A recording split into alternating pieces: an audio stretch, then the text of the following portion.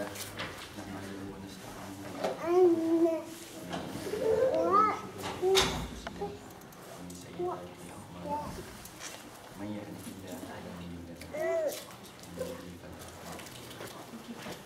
asyhadu an la ilaha illallah wahdahu la syarika lahu wa asyhadu anna Muhammadan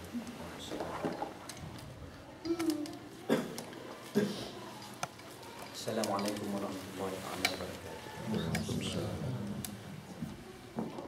Yang dimuliakan dan dianugerahkan tamu kita dari Ustaz Abu Hafiz bin Salahuddin dari Department of Islamic Studies.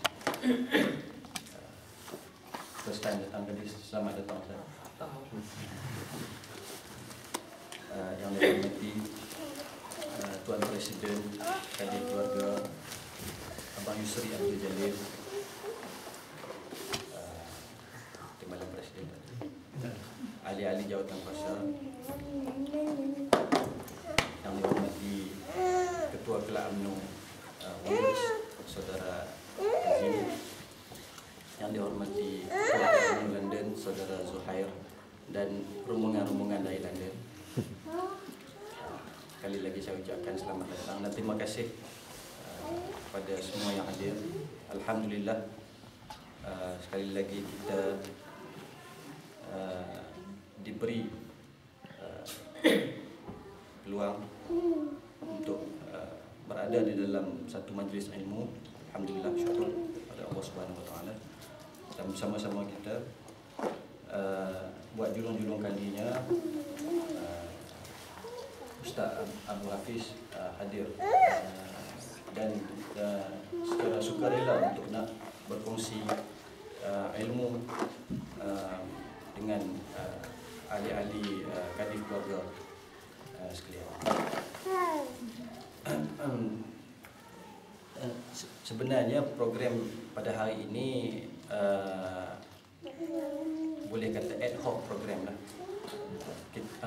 Bukanlah satu perancangan yang panjang, tapi alhamdulillah dapat juga kita adakan kerana ini semua adalah ketentuan Allah Subhanahu Wa Taala. Saya terima panggilan daripada Saudara Zuhair yang berhajat nak bawa ustaz pun berhajat nak datang ke hadir. Alhamdulillah, selalu kita nak cari ustaz nak datang bagi ceramah ni, ustaz nak datang nak bagi nak berkongsi ilmu kita. Jadi sangat-sangat bersyukurlah. Jadi itu yang saya pun cakap dengan Abang Yusri, tak apalah berapa yang datanglah kita, kadang-kadang kita nak tunggu semua, kita buat program.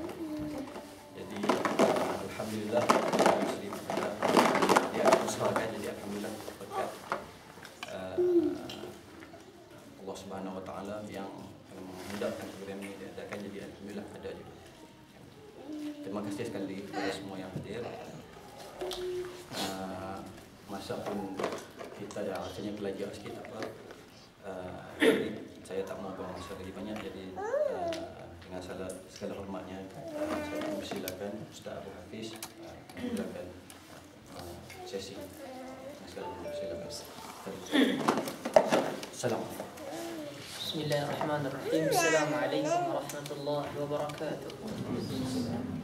Alhamdulillah Rabbil Alamin. Usalli wa usallimu ala ashrafil anbiya wa imamil mursalin Habibina Muhammad ibn Abdullah wa ala alihi at-tayyibin wa ashabihi ghurril mayamin alaihi afdalus salatu wa tamut taslim. Pertama, saya panjatkan rasa syukur kepada Allah Azza wa Jalla.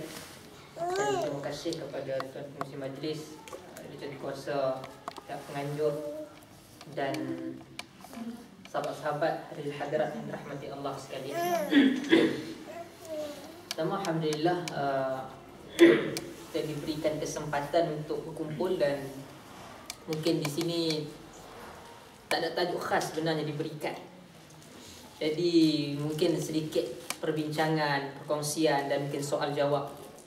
Sebab kalau kata hari ini sekalipun nak dapat apa talk ataupun kuliah nak dengar, YouTube banyak lah.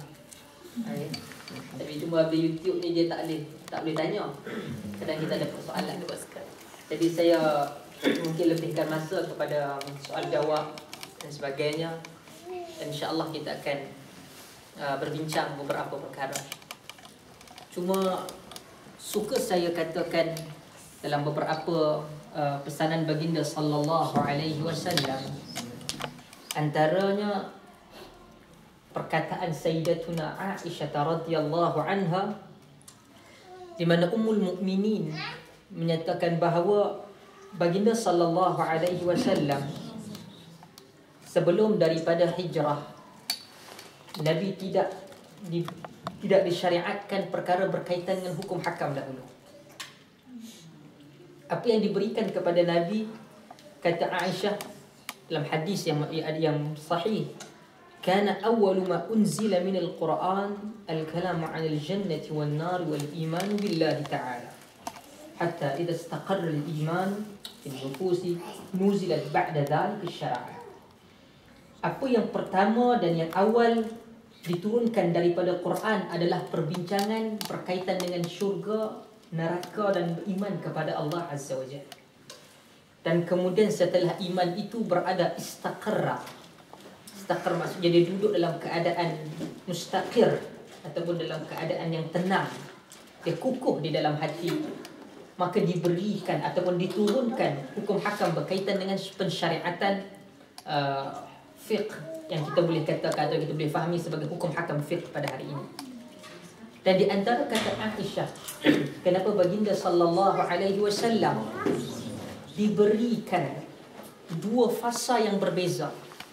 Selepas istaqarral iman, iman itu duduk di dalam hati, dan baginda sallallahu alaihi wasallam diberikan hukum hakam supaya manusia tidak lari ataupun tidaklah senang untuk adab apa yang diajarkan ataupun diberikan kepada umat Islam. Di sana ada beberapa perkara yang perlu kita ingat. Untuk pergi kepada hukum hakam, ia perlu kepada taklif, dia perlu kepada tanggungjawab. Pada tanggungjawab. Dan tanggungjawab ini diberikan oleh Allah kepada Nabi dan diarahkan kepada umat Islam keseluruhan dengan perkara-perkara yang pada awal ataupun kalau kita melihat pada hari ini, kita yang duduk mungkin lahir dalam keluarga yang taat pada Allah, ibu ayah jaga salat dan sebagainya. Bayangkan mereka yang datang kepada mereka hukum hakam sebelum daripada mereka tidak ada apa langsung. Dan Nabi sallallahu alaihi wasallam meletakkan perkara pertama seperti diarahkan oleh Allah, iman kepada Allah, iman kepada syurga, iman kepada neraka, iman kepada hari akhirat. Okay? Dan keseluruhan ini adalah benda-benda yang kita namakan sebagai ghaibiyat, benda-benda yang ghaib yang kita tak mampu nampak. Sebab itu perkara pertama adalah meletakkan keyakinan bahawa kita beriman dengan sesuatu yang tidak kita nampak. Kita senang kalau kata benda itu kita mudah, kita boleh bau, kita boleh pegang, kita boleh rasa, kita boleh dengan panca indera dia mudah untuk beriman pada kita. Tetapi bila ia sampai kepada perkara yang begitu susah untuk kita pegang, untuk kita dapat, ia bukan mudah. Iman, kalau kita lihat perkataan iman, okay, ia juga boleh dikatakan dengan amanah. Okay? Iman ini adalah, kalau kita boleh katakan, perkataan yang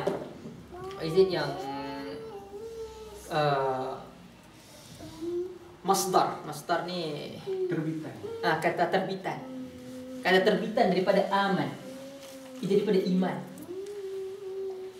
Jadi benda iman ini adalah benda yang kita tidak boleh nampak. Kita tak boleh secara mudah untuk rasa. Cuba rasa bagi aku sekati iman kau. Ada? Tak boleh. Dan juga kalau kita lihat kepada bahasa kita, aman, kita katakan keamanan. Apakah yang kita boleh dapat daripada keamanan? Kita kata bagi aku tunjukkan sikit keamanan. Kita merasai keamanan. Kita tidak boleh pegang dia. Kita tidak boleh katakan, kita tidak boleh tunjukkan dia secara fizikal. Tetapi keamanan itu kita duduk, kita tahu ia aman. Takut, kita tahu ia takut. Jadi perkara ini terlalu subjektif. Satu orang boleh katakan dia iman di hadapan, tetapi di belakang tidak, dinamakan sebagai munafik. Okey? Ada yang depan kata baik, atau belakang dia kata dia berbeza dengan perkataan kita katakan dia bersifat munafik. Dan perkara ini yang kata Sayyidatuna Aisyah radhiyallahu anha sebagai perkara yang pertama diberikan kepada Nabi sallallahu alaihi wasallam. Dan inilah yang perkara pertama diletakkan dan bersarang di hati para sahabat sehinggalah kepada akhirnya. Sebab apa? Mereka yang dinamakan, kelompok yang pertama yang dinamakan sebagai muhajirin. Okay. Kita sebagai Muslim kita akan tahu kan al-muhajirin dan al-ansar. Okay. Muhajirin bermaksud mereka yang berhijrah dengan Nabi. Bermaksud mereka inilah yang memulakan agama, memulakan perjalanan agama. Mereka inilah yang mendukung baginda Nabi sallallahu alaihi wasallam. Dan inilah yang membawa rayah, yang membawa bendera, panji-panji Islam sehinggalah boleh pergi ke seluruh tempat. Kerana iman.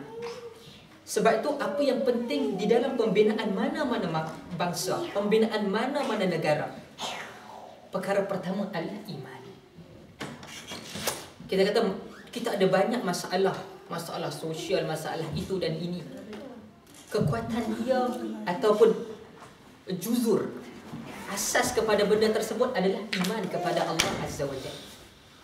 Tidak mungkin satu orang yang dia boleh dalam setiap hari daripada pagi subuh, katakan subuh lani pukul 3-4, tidak ada satu orang di dalam hatinya yang tidak ada iman, dia boleh bangkit untuk tahan pukul 3-4, bangkit 2 rakaat semata. Kalau kata 4 rakaat mungkinlah berbaloi. Ni 2 rakaat paling sikit. Melainkan di dalam hati dia iman. Dan para sahabat Nabi sallallahu alaihi wasallam letakkan di dalam hati dia perkara ini. Apa yang datang kepada para sahabat selepas daripada itu, mereka tidak langsung layan ataupun tidak langsung berasa give up selepas Allah meletakkan apa yang telah dinamakan sebagai iman. Banyak contoh. Antara yang selalu saya ulang kepada sahabat-sahabat, sebab kita kalau di London kita buat kuliah mingguan kita di MSD, di Malaysian Hall, Jumaat malam tafsir. Saya selalu ulang kepada para kawan-kawan berkaitan bagaimana kisah para sahabat berhadapan dengan cubaan dan ujian. Apa yang mereka bekalkan? Iman. Apa yang mereka bekalkan? Iman.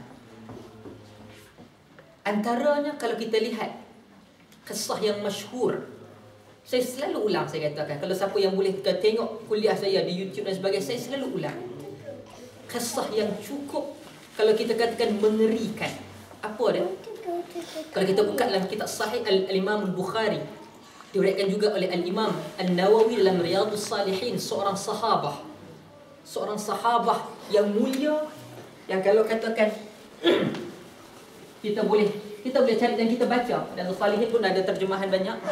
Nama dia Khabbab Ibnul Arad. Khabbab Ibnul Arad. Okey, Khabbab Ibnul Arad. Hadis ini diriwayatkan oleh Imam Bukhari dalam Jami' Sahih, diulang kembali oleh Imam Nawawi dalam Riyadhus Salihin. Khabbab Ibnul Arad. Khabbab Ibnul Arad ini dia jumpa dengan Nabi ketika sebelum hijrah. Dia duduk di Makkah. Dalam keadaan ketika itu Bilal kena. Dalam keadaan ketika itu sahabiat perempuan Islam yang masuk Islam kena. Sumayyah dan keluarga dia, bagaimana sehingga kan Ammar melihat ibunya diseksa. Sehingga kan dia menyatakan perkataan kufur kerana tidak tahan ibu dia kena.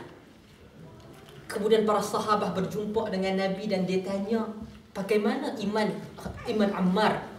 Nabi kata, wa qulubuhum yatma'inna bil iman. Jiwa mereka telah tenang dengan iman, dia terpaksa.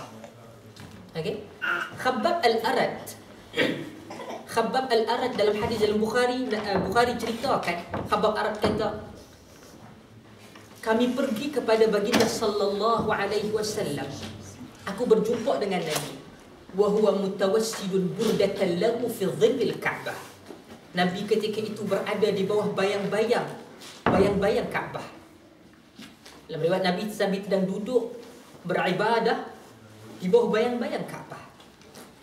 Dia jumpa dengan Nabi mutawassidun burdatan lahu. Nabi ada kain Nabi tutup badan Nabi. Nabi tutup badan Nabi dalam keadaan sedang duduk. Khabbab jumpa dengan Nabi, dia kata apa? Ya Rasulullah, ala tastansiru lana, ala tad'u lana. Ya Rasulullah, kau tak minta pertolongan ke daripada Allah? Engkau tidak doa kepada Allah? Nabi lihat kepada Khabbab sehinggalah nak berubah muka Nabi sallallahu alaihi wasallam. Nabi, kalau katakan Nabi satu orang yang cukup indah akhlak dia. Nabi kalau marah, Nabi tidak naikkan suara, Nabi tak maki hamun. Jelas di muka Nabi tahan marah dan merah muka Nabi. Kita muka Malaysia merah pun nampak gelap lagi. Okay? Tapi Nabi dia putih. Jadi bila Nabi SAW marah, para sahabat kata nampak jelas muka Nabi merah, Nabi sedang tahan marah. Nabi marah. Bila Nabi tak suka makan, Nabi tak kata aku tak mau makan ni, tak sedap, aku tak apa jenis tak apa mengkelan, tak boleh masuk. Nabi tak kata. Nabi diam. Itu akhlak Nabi. Bila Khabbab kata itu, ya Rasulullah, kau lihatlah bagaimana mereka yang lain kena, para sahabat teruk kena. Ada yang diputuskan makanan, ada yang dipulaukan. Ala tastansiru lana, kau tak minta doa pada Allah tolong kat kami ke? Ala tad'u lana, tak doa pada Allah? Muka Nabi berubah. Nabi kata, ya Khabbab, laqad kana man qablakum, telah datang daripada kamu, sebelum daripada kamu. Siapa? Qaumun, satu kaum yang apabila menyatakan iman, dia kena apa? Yu'ta lahu biminshar. Yu'ta lahu biminshar, dibawa kepadanya gergaji. Dalam hadis Bukhari. Fawada'a ala mafraqi ra'sih, diletakkan di atas kepalanya. Faja'ala nisfain, dijadikan dua, digergaji badan dia sehinggalah pada dua. Bayang gergaji maksud dia tarik bawah sampai ke bawah, dan dia jadikan sehingga dua belah. Dan dia tidak lari daripada agamanya. Dan dibawa baginya satu sikat minal hadid, amshatin minal hadid, kata Nabi. Dibawa daripada sikat daripada besi, untuk memisahkan di antara tulang dan juga daging dia. Dicakar satu badan dia supaya dipisahkan antara daging dan juga tulang. Dan yang berlaku, Nabi kata bahawa dan mereka tidak lari daripada agama. Dan Nabi kata apa kat Khabbab? Wahai Khabbab, Allah Ta'ala akan menyempurnakan agama ini. La yatamanna Allahu hadzal amr hatta yasira ar-raqib min San'a ila hadra al-maut wadh-dhi'bu ala ghanami wala yakhsha illa Allah. Allah akan sempurnakan agama ini. Allah akan menangkan agama ini, sehinggalah orang yang berjalan daripada San'a ke Hadramaut di Yaman sekarang, ketika itu adalah tempat yang paling ditakuti. Okey, dan mereka akan jalan dalam keadaan tenang dan aman, dan mereka tidak takut hanyalah kepada Allah. Apa Nabi SAW kata pada Khabbab? Wa innakum tasta'jilun. Tetapi engkau, ya wahai Khabbab, orang yang tergesa-gesa hendakkan kemenangan. Lihat bagaimana Nabi SAW meletakkan prasyarat utama apabila kita duduk dalam satu masyarakat. Kita melihat kepada masyarakat yang hancur, kita melihat untuk mendidik keseluruhan. Ia tidak bermula daripada atas, ia bermula daripada bawah. Nabi memulakan para sahabat dengan setiap satu daripada mereka untuk ada di dalam hatinya iman.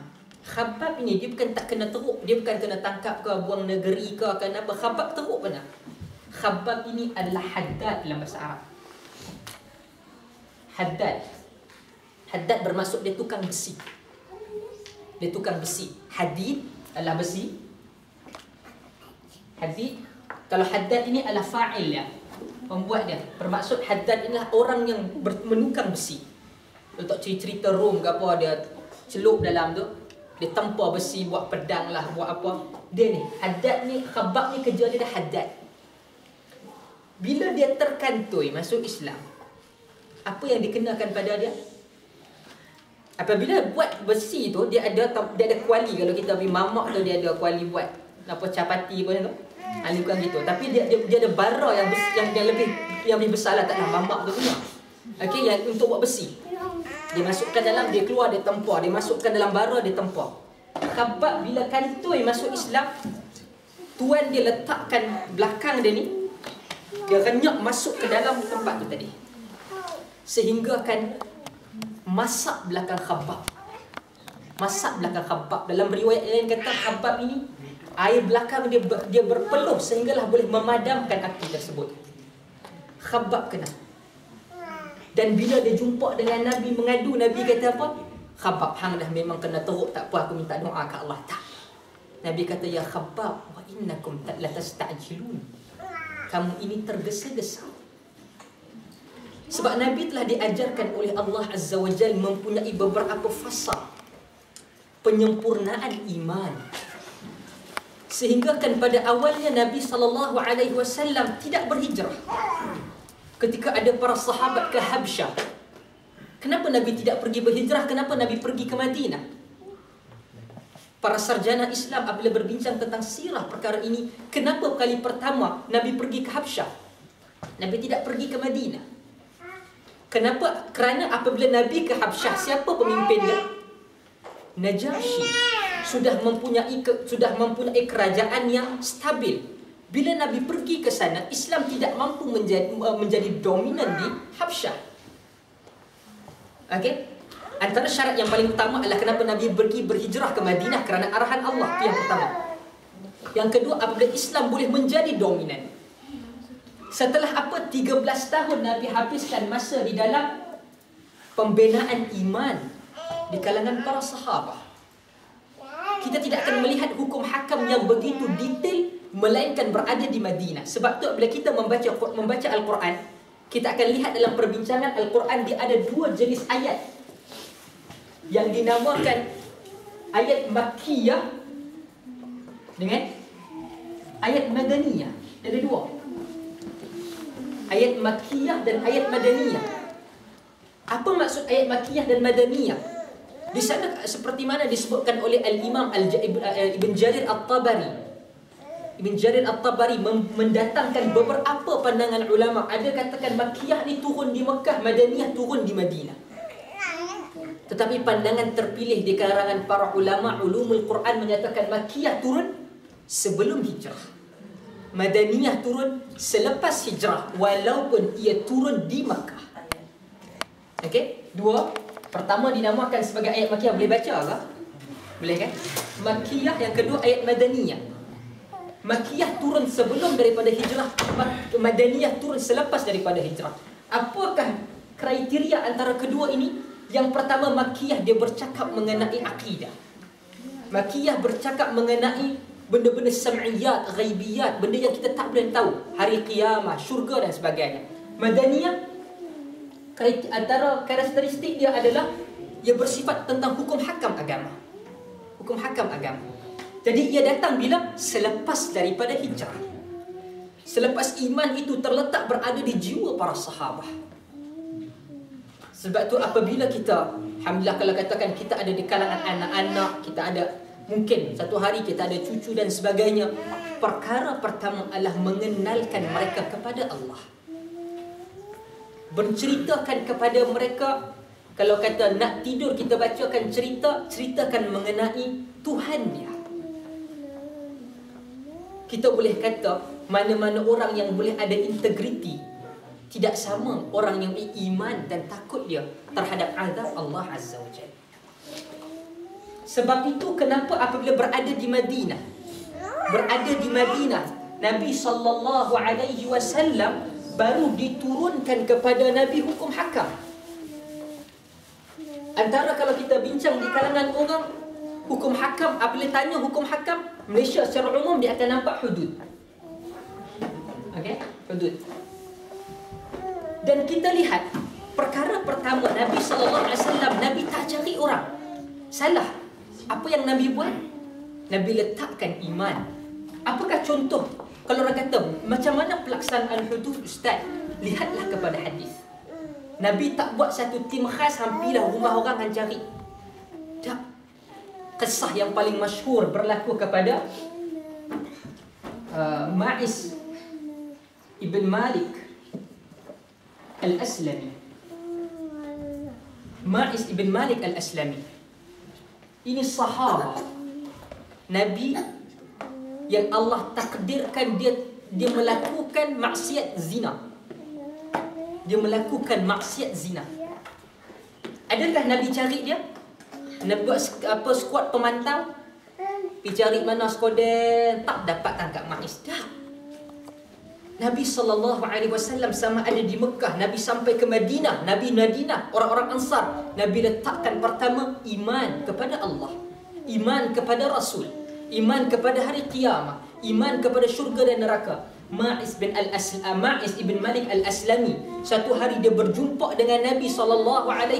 Dia kata, "Ya Rasulullah, inni zanait." Wahai Rasulullah, sesungguhnya aku telah berzina. Nabi duduk, Nabi pusing. Dalam riwayat yang banyak, Nabi duduk, Nabi pusing. Nabi tak mau tengok muka, Nabi tak mau cam muka dia.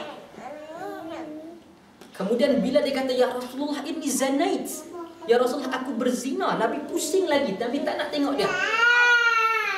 Sampailah kepada 4 kali. Sebab itulah apa dalam hukum hudud, di antara salah satu kita boleh melaksanakan hukum hudud apabila si pembuat, si pelaku bersumpah ataupun mengaku sebanyak 4 kali. Okey, barulah kita mengambil tindakan. Jadi Ma'is bin al-Aslami, bila kali pertama Nabi tolak, Nabi tak mau kes. Para sahabat kata, kalau dia pergi, Nabi tidak akan ambil tindakan. Sebab hudud itu sendiri bersifat untuk mengajar manusia, menakutkan manusia, bukan membuka aib manusia. Jadi Ma'is ibn Malik al-Aslami, setiap bila dia dah kali keempat dia mengaku, Nabi tanya, "La'allaka qabbalt, la'allaka lammast." Mungkin kau ni cium-cium je. La'allaka lammas, mungkin kau ni mungkin raba-raba sahaja. Okey, Nabi cuba cari untuk gugurkan kes. Berbeza tindakan faham kita. Kalau orang mengaku kat kita, sat aku panggil TV3. Nah? Tak. Nabi tak. Nabi kata la'allaka, Nabi cuba cari. Dia kata, "Oh, mungkin kot Rasulullah." Nabi cuba gugurkan kes. Saya bukan kata nak proses hudud, saya nak kata Ma'is bin Malik al-Aslami tidak ditangkap oleh Nabi, tetapi dia datang kepada Nabi. Apa maksud dia? Dia mempunyai rasa tanggungjawab, dia mempunyai rasa iman bahawa dia telah melakukan kesilapan. Dia ingin bertaubat kepada Allah. Dan apa yang Nabi buat, Nabi tidak pernah cari orang. Nabi letakkan pertama penyempurnaan iman kepada jiwa. Dan iman bukan sahaja dengan kita ajar, bukan sahaja kita bentuk dalam keluarga, tetapi kita mempunyai kelompok masyarakat yang membina satu masyarakat ataupun suasana iman kepada Allah Azza wa Jalla. Suasana iman kepada Allah Azza wa Jalla. Okey? Jadi ini yang saya ingin, sebagai mungkin ini ta'aruf kita, saya pertama kali sampai, okey, dan kita pun tidak mempunyai, saya katakan saya lebih mungkin orang tak tahu Ustaz Mai tu, tadi kawan kata kita duduk jalan 3, suka mereka pilih mana Ustaz. Sebab orang tak tahu apa, kadang orang kita memang fashion kita kan fashion Ustaz, kadang orang lain lebih nampak Ustaz daripada kita. Okay. Dan dan ini yang perlu, kadang-kadang kita perlu ubah sedikit dalam masyarakat. Semalam katakan, kalau kata saya sembahyang di London dan Jumaat di Rabita Alam Islami di Wami, di Gower Street London, khatib penuh orang, khatib beratas mimbar pakai jeans, pakai t-shirt. Kita mampu kalau kat Malaysia, kerana hambat dengan tu imam. Okey? Sebab kita tidak menilai apa yang dia kata, kita lihat apa yang dia pakai. apa yang dia pakai. Pertama, apabila kita melihat kepada Islam, kenapakah Islam paling cepat tersebar ke dunia? Okay? Tersebar ke dunia. Tadi saya buka Peace TV, dia kata daripada 1980, daripada 19 berapa? Kita tengok orang kawan lagi tadi. Dalam masa 20 tahun, Islam berkembang lebih daripada 235% di barat. Okey. Kenapa Islam sedang mudah kita dapat? Islam tidak mempunyai satu dress code. You nak jadi Muslim yang baik, you mesti duduk saja di gereja, you mesti pakai, you tak boleh kahwin, you tak boleh itu dan ini, tak. Tetapi Islam paling mudah. Bila kita nak kembali untuk menjadi seorang Muslim yang baik, yang perlu kepada satu keadaan di mana kita kembali kepada Allah. Allah ini apabila satu orang Muslim nak jadi Muslim yang baik, dia buat macam mana? Dia pergi kepada apa yang kita namakan taat kepada Allah. Taat kepada Allah bermaksud ataupun takwa kepada Allah. Kita buat apa yang Allah arah, kita tinggal apa yang Allah larang. Selesai. Allah tak kata nak jadi Muslim baik, you mesti pakai jubah. Siapa nak pakai jubah tak apalah. Okay? Tapi siapa kalau katakan saya nak pakai macam ni, so macam mana? Tak ada masalah. You nak pakai. Sebab saya pernah ada di kuliah di KL. Ada budak seorang datang, dia kata, Ustaz, saya duduk sembayang di satu tempat di utara. Dia kata, saya nak pergi sembayang kat kawasan tu. Ada Pak Imam datang, dia kata, habis balik, sembayang tak sah. Siapa tu Imam ni? Dia kata, hang pakai seluar jeans, sembayang tak sah. Dia kata, Allah, macam tu sekali berlaku. Okay? Jadi ini yang menyebabkan orang lari. Orang lari kepada agama. Islam ini adalah satu agama yang membuka rahmat, yang membuka keseluruhan ruang untuk orang kembali kepada agama. Okay? Dan untuk menjadi Muslim, ada seorang A'rabi. A'rabi ini Badui. Okay? Badui Arab, bukan Badui Malaysia. Okay? Badui Arab. Bila dia mai kat Nabi, Badui Arab. Kalau Badui Malaysia ni, kalau kita katakan it's not Badui politik lah kan. Kata Badui Malaysia ni bila kata orang asli. Orang asli ni dia lebih kreatif, dia ada pokok, dia ada apa, dia boleh kreatif.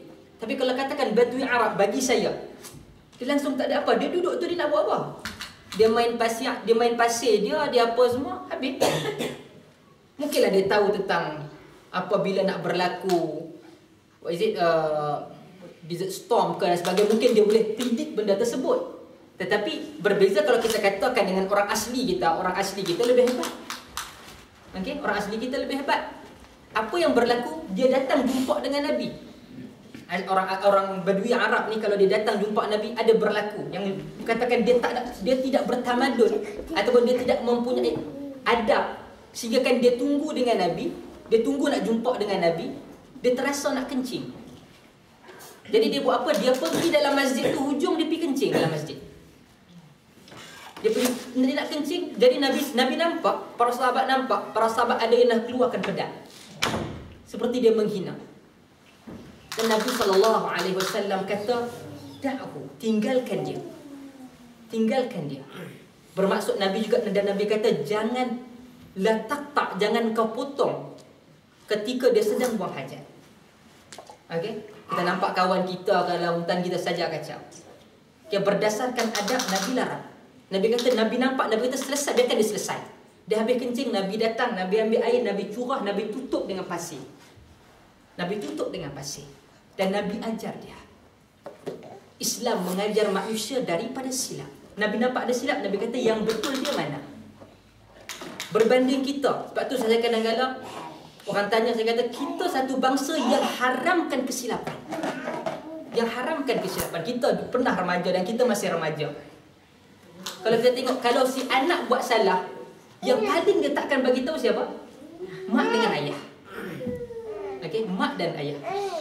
Ia bukan sahaja memberikan impak yang kecil, dia besar impak ni.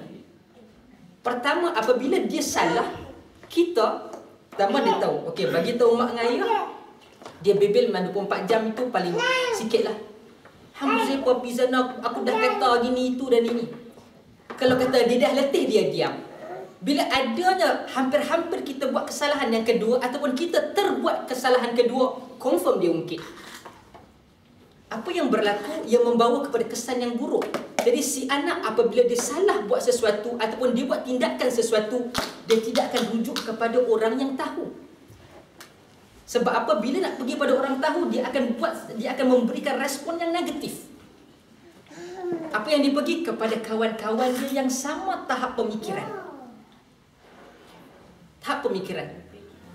Sebab tu kadang-kadang ada ibu ataupun ayah dia jumpa, dia kata, "Ustaz, anak saya begini, anak saya begitu." Saya tanya. Dia kata, ada anak dia perempuan. Kemudian dia masuk bahagian otomotif. Bila dia otomotif, dia dah jadi macam lelaki kata dah. Kasar dia dan sebagainya. Bila kata, "Macam mana puan jumpa dengan anak?" "Oh, saya marah." Maknanya saya tuju rumah dia. Dia kata dia selalu kerja di Sepang kata. Sepang Seket lah. Dia marah kadang di depan kawan-kawan dia kata. Dia kata, "Kalaulah puan ketika muda ibu kata begitu, puan akan ikut kata ataupun akan balas balik buat apa yang dia lebih tak suka." Apa yang dia lebih tak suka. Jadi apabila Nabi SAW, method Nabi pergi tangkap hati. Salah, okey, kita berikan mana yang betul. Manusia tidak akan mampu berubah dalam satu malam. Tidak akan mampu berubah dalam satu malam. Jadi manhaj baginda sallallahu alaihi wasallam begitu besar. Pertama, iman Nabi letak. Lepas iman ada, diberikan tanggungjawab. Tanggungjawab itu mesti akan ada orang yang terkurang ataupun terlebih. Dan Nabi betulkan. Terkurang dan terlebih sebagaimana apa yang berlaku. Ada sahabiat yang kata, "Aku tak mau balik rumah, aku nak ikat badan kat masjid, aku nak salat, aku tak mau kahwin." Nabi kata apa? "Laisa min ummati." Dia melampau dalam agama. Nabi kata, "Ini bukan daripada umat aku." Ada pula orang yang buat dosa, Nabi berikan mereka the choice. Sebagai contoh, ada yang mendatangi isteri pada pagi Ramadan. Nabi berikan ataupun adanya hukuman-hukuman yang telah ditetapkan oleh syarak. Dan baginda sallallahu alaihi wasallam memberikan setiap satunya petunjuk dan panduan. Petunjuk dan panduan. Dan oleh itu saya katakan, apabila baginda sallallahu alaihi wasallam bersikap begini, kita juga perlu melihat kepada apa yang Nabi SAW ajarkan kepada kita, merupakan panduan yang kita boleh ambil ataupun yang kita kadang-kadang wajib ambil dan sesuaikan daripada apa yang kita hidup di sekeliling kawasan kehidupan kita. Kawasan kehidupan kita. Tidak ada satu orang yang apabila mengambil sunnah secara cerdik, secara bijak, dia akan menjadi orang yang low class. Tak ada. Orang tanya, "Ustaz, kalau saya pergi musafir tengok Ustaz senang."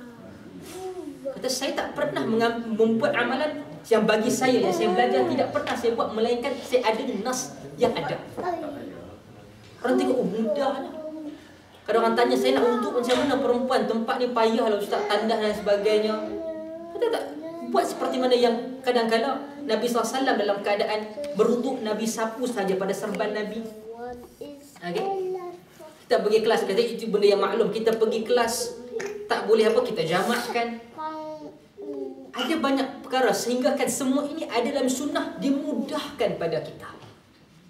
Saya walaupun di sini saya nak jamak, tapi saya tak musafir, tapi dalam keadaan begini, oh, ada tak kemudahan? Baginda sallallahu alaihi wasallam pernah berada dalam masjid di Madinah, Nabi nak salat zuhur. Okay, Nabi nak salat zuhur, berlaku hujan, Nabi jamakkan ketika hujan antara zuhur dengan asar. Okay. Ada kadang-kadang Nabi bermusafir tidak sampai 2 marhalah, Nabi telah mengkasarkan salat. Nampak? Apabila kita deal dengan sunnah yang sebenar, bukan adanya sunnah tak sebenar, tetapi kadang-kadang ia agama berdasarkan sangkaan, bukan berdasarkan nas.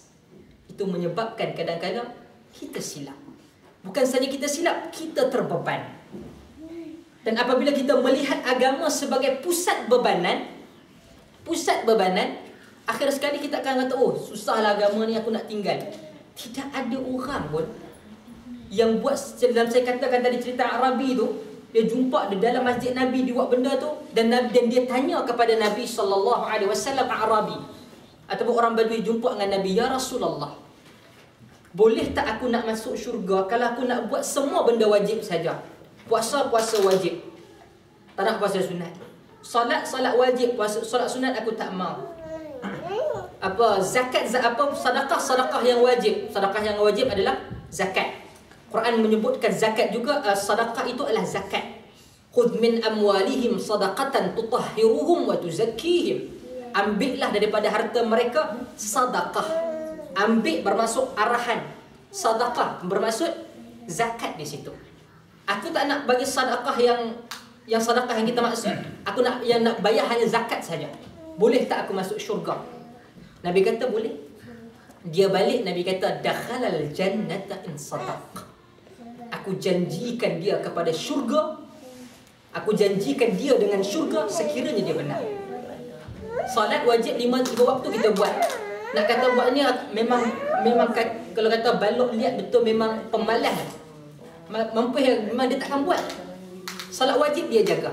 Nabi kata apa? Dia masuk syurga. Syurga pun dia bertingkat. Mungkin dia di bawah, tapi kurang-kurang di syurga. Perbanding yang kadang miss itu, miss ini dan sebagainya.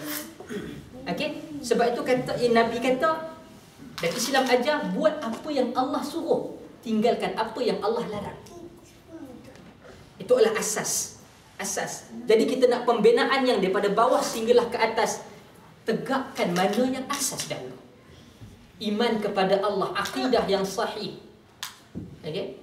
Jadi semua ini membawa kepada satu jiwa, satu masyarakat yang baik. Percaya, orang kata typical answer lah bila tanya iman lah, akidah lah. Sebab kita tak pernah nak cuba apa yang Allah kata. Kita cubalah dengan berteori itu, berteori ini, tapi kita cuba memperlekehkan apa yang Allah kata. Tidak ada satu zaman melainkan mereka yang mengikuti Islam, mengikuti sunnah, dia akan naik. Sebab itu saya katakan, apabila Allah Ta'ala memberikan Islam kepada Arab dalam keadaan yang begitu hina, Islam datang memuliakan dia. Mulalah Islam naik. Bermula daripada zaman Nabi, para sahabah, tabi'in, atba'ut tabi'in membawa Islam sehinggalah dia naik. Ketika berlakunya kelemahan, meninggalkan agama, mereka jatuh. Okay? Mereka jatuh kerana dia pegang kepada agama yang benar, dia lepaskan, dia jatuh. Kenapa Barat naik? Di manakah titik permulaan kehebatan ataupun berkeluarnya mereka daripada Dark Ages? Masa bila? Secara umum, masa bila Barat naik?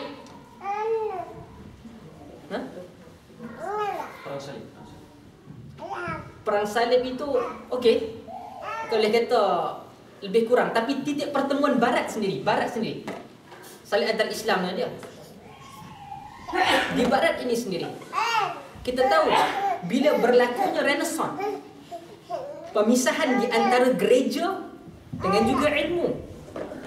Sebab mereka naik, jadi mereka cuba muliakan, dia naik, dimuliakan mereka apabila dia cuba pisahkan diri mereka dengan gereja. Kerana gereja memegang agama, termasuk mereka lah punca kepada agama Kristian, dan dia memegang keseluruhan benda ilmu. Kita lihat bagaimana apa yang berlaku kepada tokoh-tokoh pembaharuan Kristian. Antaranya Galileo Galilei apabila bertentangan dengan pandangan gereja dalam bidang sains. Al-Quran menyatakan wasyamsu tajri li mustaqarrin laha dzalika taqdirul azizil alim. Apabila matahari itu berputar pada paksinya. Okey, dia berputar dan juga bumi dan juga planet menjadikan matahari sebagai pusat. Okey, dia berputar. Tetapi apa yang dikatakan oleh gereja? Bumi adalah pusat. Betul atau tidak? Bumi adalah pusat, keseluruhan planet yang berputar pada orbitnya mengelilingi bumi. Tetapi apabila kita melihat, Quran tidak pernah menafikan benda ini. Okey, jadi bila Kristian menyatakan bumi sebagai pusat, datang mereka ahli sains di kalangan agama mereka membantah pandangan ini. Dan mereka menggerakkan satu golongan pembaharuan Protestan memisahkan antara keduanya, dan mereka cuba naik. Kerana apa? Dia memisahkan di antara fakta dengan penipuan. Fakta dan penipuan, barulah mereka boleh naik. Kita meletakkan dalam kebenaran itu penipuan dengan pembohongan, dengan kezaliman, dengan pemborosan, rasuah dan sebagainya. Kita hina. Bermaksud kita larikan, buang agama. Kita buang agama yang benar, kita hina. Kristian buang agama dia yang tidak benar, dia naik. Kita ketika kita peluk agama, kita ikat diri kita dengan agama, Allah naikkan kita. Sebab tu kata Umar ketika membebaskan Palestin, Umar kata apa? Umar kata, A'azzallahu bil Islam. Allah memuliakan kita dengan Islam.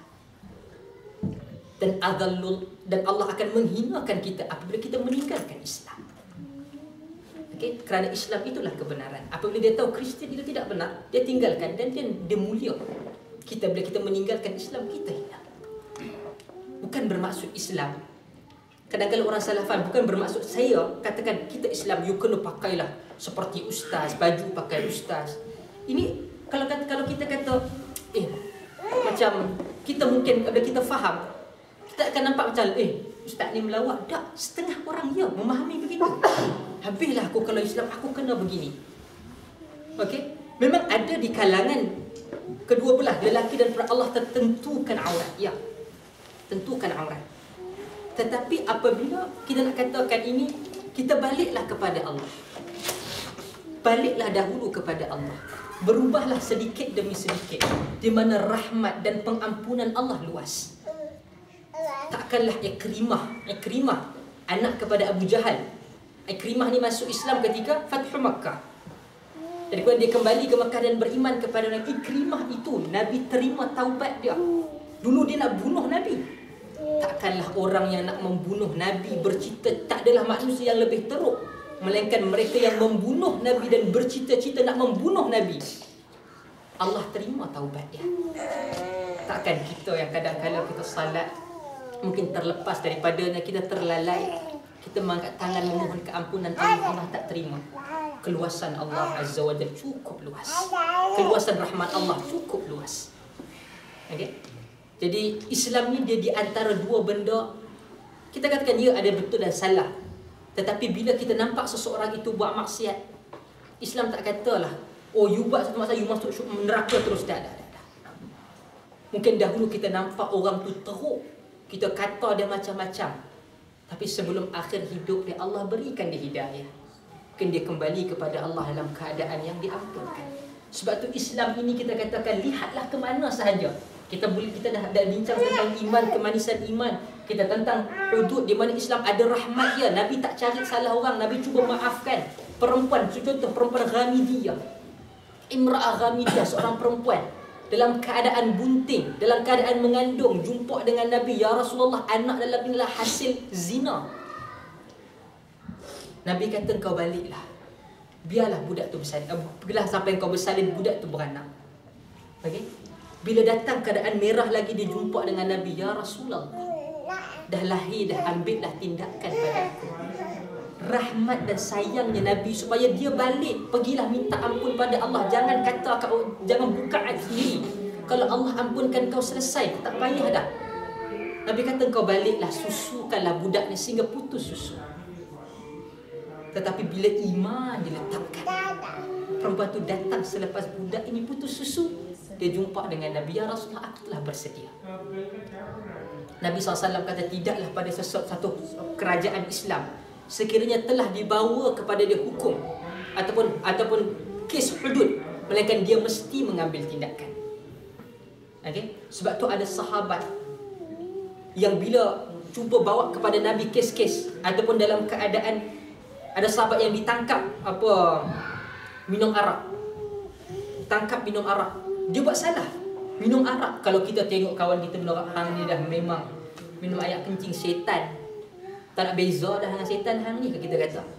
Tapi bila dia minum arak terkantoi dengan Nabi, Nabi tangkap, Nabi kata apa, pukul dia ataupun sebat dia. Ada para sahabat bawa lah kasut, ada bawa baju, pukul dia. Dia dah berapa kali kena tangkap minum arak ni. Beberapa kali kena tangkap. Dia kata, laknatlah pada engkau. Sahabat-sahabat kata, laknatlah kepada engkau. Suka sangat minum arak. Dia kata laknat pada kawan ni. Kata Nabi kata apa? Nabi kata la tu'anu syaitanu ala akhikum. Jangan kamu bantu syaitan terhadap sahabat kamu. Ni buat salah. Buat salah. Nabi kata, hang dah lah dia kena. Kita duk maki dia. Nabi kata jangan kau bantu syaitan terhadap saudara engkau. Nabi tak henti tu. Nabi kata apa? Fa inni ashhadu bi annahu yuhibbullaha wa rasulah. Aku menyaksikan bahawa di dalam hati dia, Mamat yang minum arak ni tadi, mencintai Allah dan Rasul. Mencintai Allah Rasul. Kita tak boleh fikir bagaimana dua perkara yang berbeza. Dia buat salah. Bukan saya kata tak apalah, lepas dia pergi minum arak kata dalam hati saya. Dah. Tu raja Allah. Jangan sekali kita duk tonggak arak, Allah tarik jauh jiwa kita, nyawa kita habis berjumpa dengan Allah dalam keadaan maksiat atau kita apa. Tetapi kita katakan di sana adanya rahmat Allah. Adanya rahmat Allah. Jadi agama ni terlalu mudah, terlalu indah, terlalu rahmat, terlalu berkasih sayang. Janganlah kita melihat kepada kekurangan orang lain sebagai kekurangan dia, tetapilah lihatlah kepada kekurangan orang lain sebagai ruang dakwah kita menambah pahala. Ada orang suka segregate. Saya tengok kadang-kadang sebab kita dalam pengajian Islam, kita tengok kawan-kawan kita yang belajar agama, macam lelaki, oh dia ni bukan, pemisahan antar jamaah. Saya kata Allah, jamaah tu lain, jamaah sini lain. Apa ni? Ini Islam. Kemudian ada pula saya tengok dia segregate kalau perempuan berdasarkan kepanjangan tudung.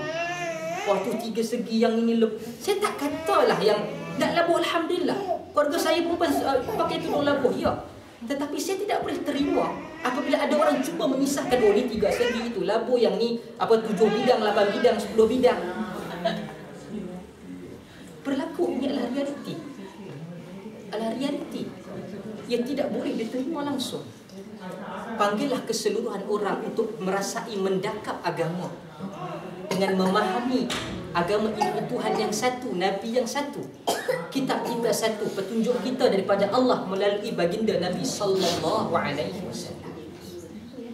Okey, saya terkesan. Saya tutup dengan satu kisah di mana saya datang ke Central Mosque London. Bila datang ketika itu ada co-founder kepada Parti An-Nahdah Tunisia, Syekh Abdul Fattah Muru. Syekh Abdul Fattah Muru. Dia dengan Syekh Rashid Al-Ghanouchi. Dia berdua, Abdul Fattah Muru dan Rashid Al-Ghanouchi. Saya datang, saya tengok penuh ramai. Dan juga dia punya pengiring pun ramai. Saya ada naik atas. Bukan sahaja hebat dia apa, saya datang, dia khutbah Jumaat adalah khutbah yang paling pendek dalam hidup saya. Kita kalau di Malaysia, khutbah kalau orang tak tidur sampai ke lantai tu, kita tak berhenti. Dah lah dia baca. Dia sebut kadang pada kawan, kepada mereka di London, kata dah lah kadang dia tak kerti baca apa Jawi, dia tulis Jawi. Jadi bila dia baca Jawi, dia nak cakap tentang HIV, AIDS dengan HIV, dia tulis macam mana? Kita baca apa? AIDS. Dia cakap AIDS. Jadi tu yang saya katakan bahawa apa, dan dia duduk atas, Syekh Abdul Fattah Muru berada di atas, dia bercakap sekejap, dia kata 15 minit untuk 2 khutbah. 15 minit untuk 2 khutbah. Dia boleh di atas, dia bercakap dengan mukadimah yang cukup indah, tarik semua orang. Dia buat joke, lawak, satu masjid ketawa. Okay? Kita kena pandai kreatif. Janganlah ada buat lawak bodoh, buat lucah nak khutbah. Dan itu pun kita pun tak boleh terima lah. Sepanjang daripada awal sampai akhir duk melawak je. Agama ni hanya lawak, tak ada modal lain lah. Okay? Jadi bila kadang-kadang kita pergi hanya nak dapatkan keseronokan, bukan dapat rasa iman, jiwa, kadang rasa tu sayu Allah, bagaimana aku dengan engkau. Jadi Syekh Abdul Nurul dia kata di atas, dia kata ayyuhal muslimun, wahai orang Islam, bayangkan masuk daripada pintu tersebut, lihat bagaimana dia berkhutbah, dia hidupkan orang. Kita baca kadang-kadang benda yang 300 km daripada kita, atuk kat bawah, tak apa nak kata. Dia kata apalah tentang apa, makanlah buah-buahan tempatan, berilah barangan Malaysia. Yang aku tahu, aku isi minyak, duit tak cukup. Minyak asyik naik turun, naik saja turun tak mau. Okey? Apabila dia kata begitu, dia kata bayangkan Abu Bakar, Umar, Uthman dan Ali berempat masuk ke dalam masjid sekarang. Mereka berpegangan tangan masuk. Dan kemudian mereka melihat kita. Sudah tentu pada wajah mereka berempat kegembiraan melihat kita bersatu dan duduk dalam satu masjid yang sama. Bayangkan apabila mereka 4 orang, Ali masuk pintu sana, Abu Bakar masuk pintu sana, Umar sana, Ali sana, Uthman sana. Apa yang akan berlaku? Saya cukup yakin, dia kata, Abu Bakar akan ditangkap, Abu Bakar join geng aku, geng Salafi. Umar tangkap, jom aku ni, engkau hebat Umar, kau pejuang ataupun kau pemerintah yang baik, join geng aku ikhwan. Yang sana, jom geng aku, Ali, kau hebat dalam begini-begini sebutan kau, masuklah kepada aku sufi. Yang ni masuklah Uthman, jom ikut join aku tabligh. Ini semua pemecahan-pemecahan. Kita bukan kata suruh hancurkan semua, dak, tetapi berusaha meletakkan kalimah yang satu. Okey, kembali kepada kitab Allah dan sunnah baginda sallallahu alaihi wasallam. Kita tak mampu untuk satukan manusia tanpa ada sebarang perbezaan, tak mungkin. Tetapi tidak kepada benda-benda yang disepakati dalam akidah, dalam ibadah. Kita sepakat sebagai contoh berpegang dengan ahli sunnah wal jamaah, menolak Syiah sebagai contoh. Tidak sebarang ada orang yang boleh masuk ke dalam negara umat Islam dengan berfahaman Syiah, seperti mana yang ditegaskan oleh Dr. Yusuf Al-Qaradawi. Itu kita bersetuju. Mana-mana parti politik, kepergerakan apa itu mesti dihapuskan. Itu sebagai contoh. Berpusat ataupun berpegang pada tersebut. Jadi keindahan Islam apabila ada jamaah, dia bersatu. Kita mungkin tidak mampu menyatukan semua di atas kelompok yang satu, perkataan yang satu, tetapi memaksimalkan untuk kita berada duduk di dalam jamaah. Wallahu ta'ala a'lam. Saya rasa setakat itu. Sini satu orang masuk 1.40. Apa London 1.5 minit 1.40. Azan.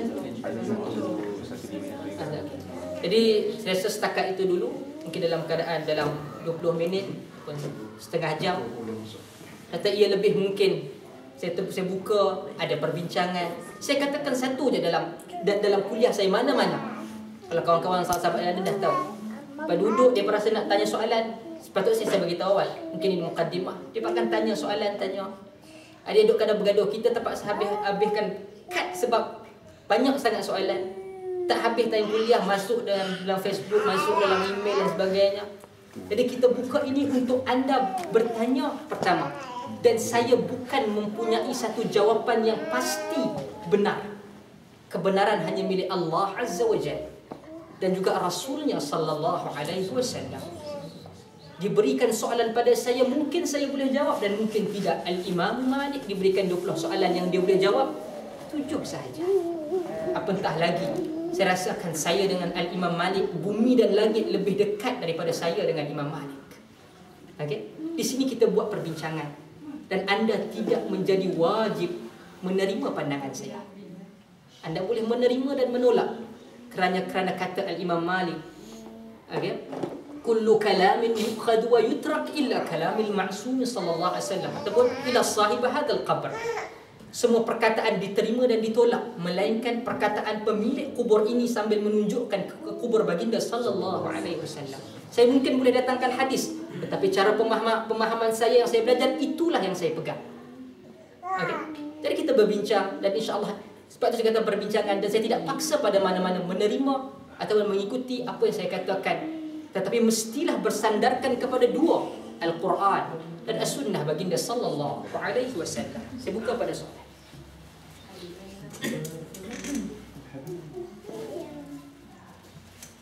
Soalan?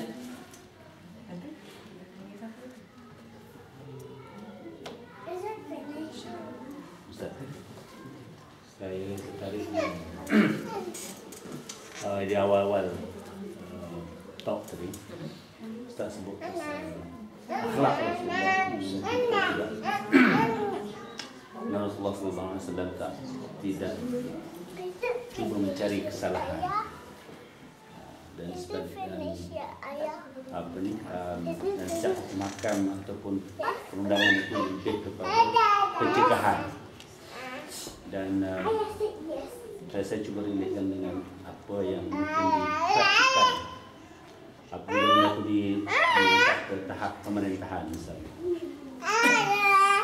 Jadi apa yang menarik sebab apa yang Ustaz sebut tadi lebih relevan dengan apa yang dipraktikkan di negara kita, di mana kita pihak berkuasa lebih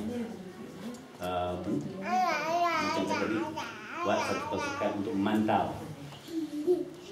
Saya tak pasti sama ada saya nak melihat dari sudut apa yang Ustaz cuba highlight itu nak menzahirkan bahawa apa yang diperhatikan itu sesuatu yang kurang tepat, ataupun untuk melihat dari sudut dikatakan melaksanakan apa, mencegah sesuatu yang bukan dan menyuruh sesuatu yang baik. Jadi dalam konteks bila dalam tingkat pemerintahan ataupun kata dalam family misalnya, begitu seperti itu. Apa yang perlu kita buat dalam konteks mana?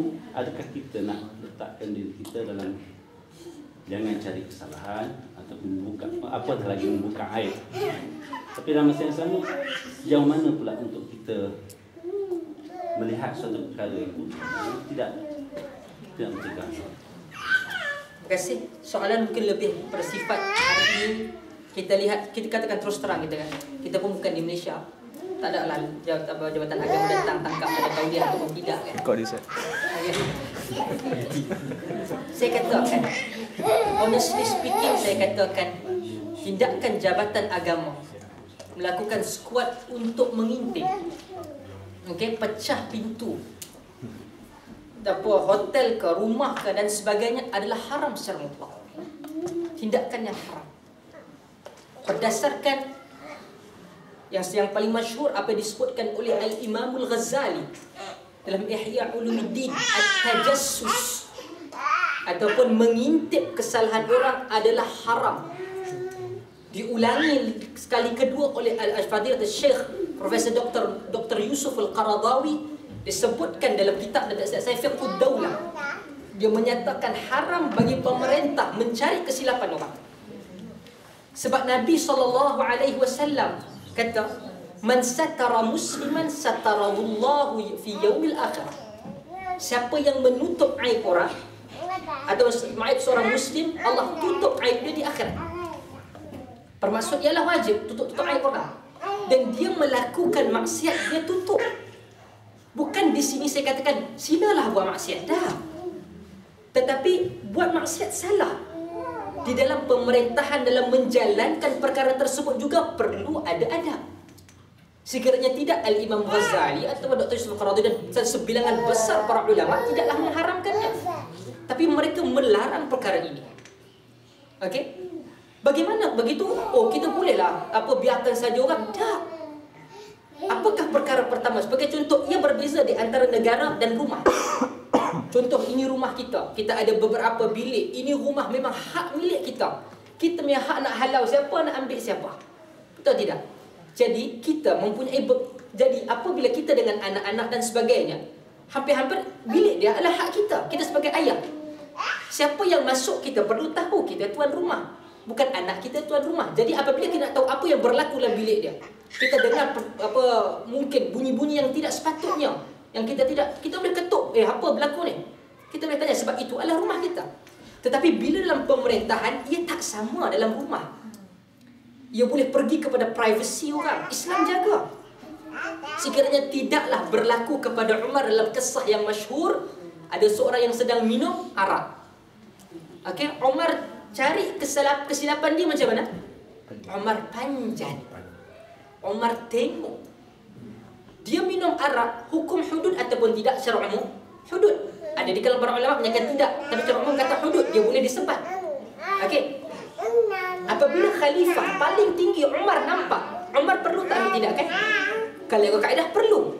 Tetapi bila dia naik, dia nampak, dia kata aku sedang dia buat, dia duduk, dia nampak.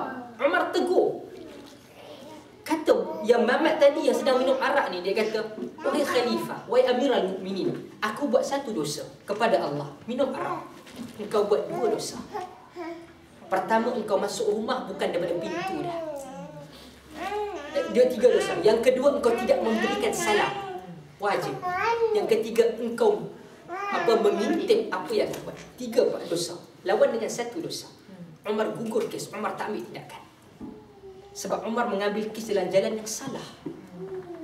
Dan tiada riwayat pun Umar tangkap dia balik. Umar sebab tak ada.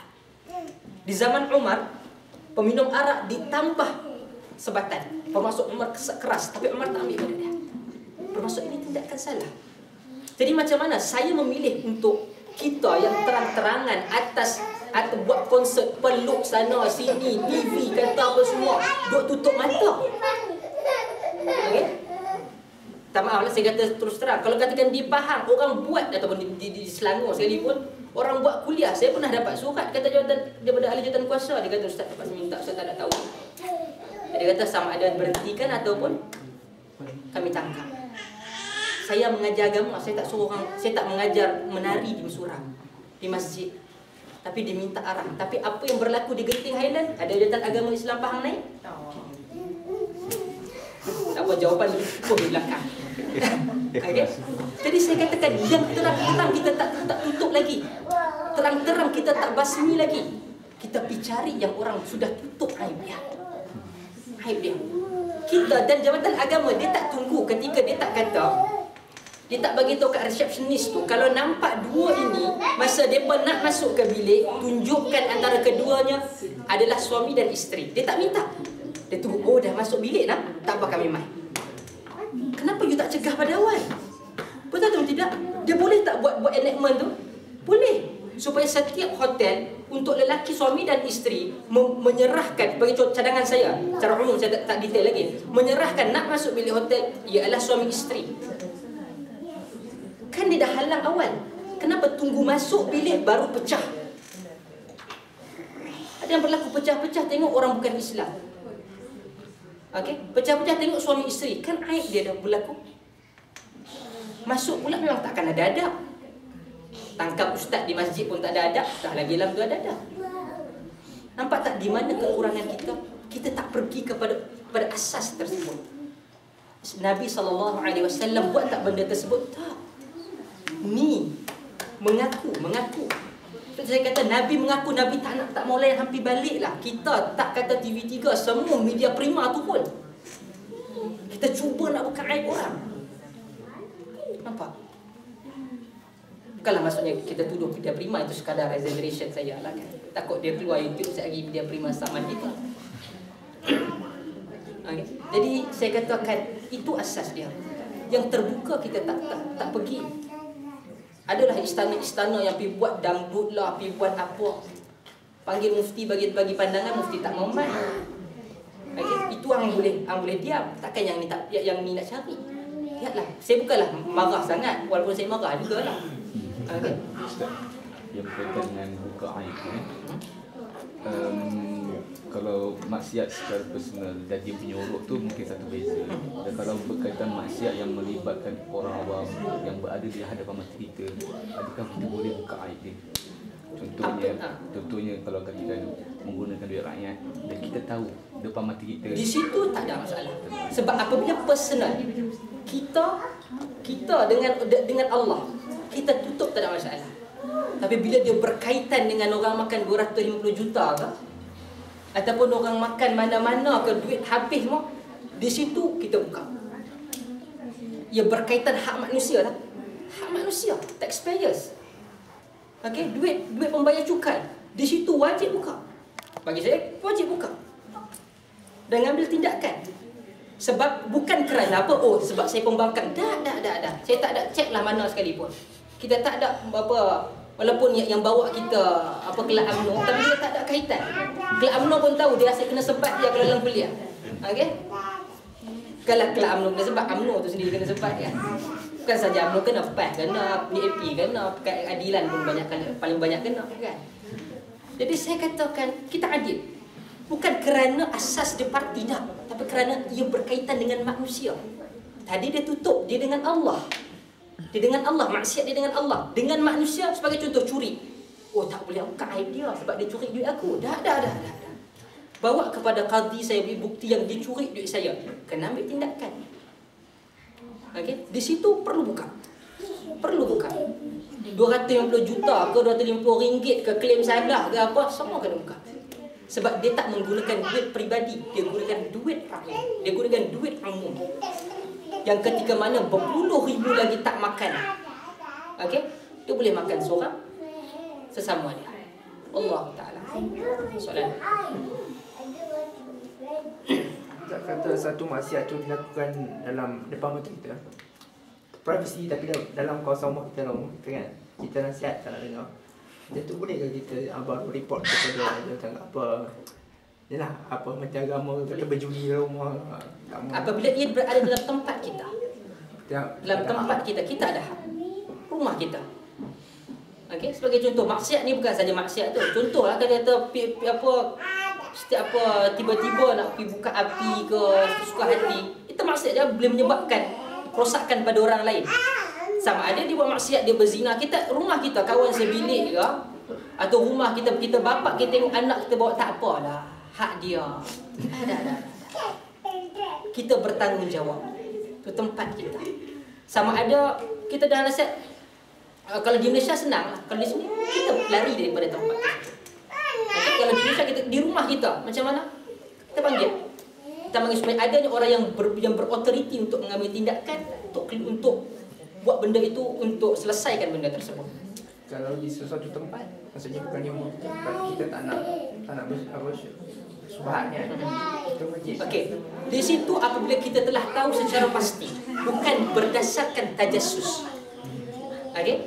Kita apa tepuk tubang lubang ke datang duk mengendap ke, duk tak tepi telinga ke, tak. Bila kita tahu dah memang kita tak, dia jiran kita, dia tak lah bujang dan sebagainya, kita tahu, dan kita nampak dia kerap. Jadi kita minta kepada jabatan agama supaya halang. Kita dah, yang kita pasti, yang saya kata haram supaya kita tajassus, mengintip. Kalau kita memang tunggu, oh dia dah masuk, dia dah tahu dia berjalan ni, kita tahu nak pergi mana, kita tak halang dia, kita tunggu dia masuk, tup kunci angkat. Assalamualaikum jabatan agama ni ada gini, itu haram. Okey, bila kita dah pasti, tak apa. Kita nampak dah pasti jiran kita ke dan sebagainya. Bukan memang kerja kita memastikan tak. Kita memang kerja part time, kita cari orang. Tak, itu haram. Mencari silap orang itu haram. Okey, itu haram. Tak dibenarkan. Quran kata wala tajassasu wala yaghtab ba'dukum ba'dha ayuhibbu ahadukum an ya'kula lahma akhihi maitan fakarihtumuh. Allah kata wala tajassasu, janganlah kamu mengintip, wala yaghtab ba'dukum ba'dha, janganlah kamu mengumpat sesama kamu. Ayuhibbu ahadukum, adakah satu orang daripada kamu suka memakan daging saudara mara dia sendiri yang mati? Sudah tentu kamu tidak fakarih tumuh, kamu tidak sukainya. Okey? Dan inilah asas Islam, dia tak buka aib. Okey, kalau dengan dia kita mampu cegah dahulu sebelum buka aib dia pada orang besar. Kalau katakan kita panggil jabatan agama, kita panggil pihak berkuasa yang lagi besar, kita boleh halang, kita boleh cakap dengan dia. Kita buat tindakan kita mungkin dahulu. Okey? Dan kita kalau katakan sebelum kita buat tindakan pertama, kita tahu dia tak akan dengar, kita ambil tindakan daripada pihak pemerintah. Allah Alam. Mungkin satu dua soalan terakhir. Ustaz, ni baru ni terdengar satu kuliah. Ini berkenaan dengan saf yang memetik Sahih Muslim. Saya percaya Imam Syafi'i pun memang pertahankan yang ini, di mana kalau budak yang belum akil balik, kita harus separatekan dia. Tapi saya pun pernah dengar yang kata kita patut galakkan Hadis yang pertama, kalau kita salat, budak ada kecil, budak kecil. Bagaimana kalau budak katakan umur, tak kisahlah umur bagi yang ada nikah dan sebagainya, boleh ataupun tidak dia bersama di dalam saf atau berada di sebelah ayah ataupun ibu dia? ya. Okey. Yang Yang mumayyiz ataupun tidak. Saya katakan di Kedimas Indonesia dikatakan adanya pemisahan. Imam, kemudian lelaki dewasa, kemudian budak-budak, kemudian perempuan. Okey. Hadis itu di kalangan para ulama menilai, hadis itu diriwayatkan oleh Al-Imam Abu Dawud dalam Sunan Abi Dawud, dan para ulama hadis sebahagian mereka mendhaifkan hadis ini. Mendhaifkan hadis pemisahan budak-budak, pemisahan orang. Perempuan memang di belakang lah, pemisahan antara orang lelaki, orang lelaki besar dengan budak kecil. Okey. Disebabkan apa? Di zaman baginda sallallahu alaihi wasallam kita tahu yang ada macam baby-baby kecil macam ni, Nabi SAW pernah mengangkat anak Zainab.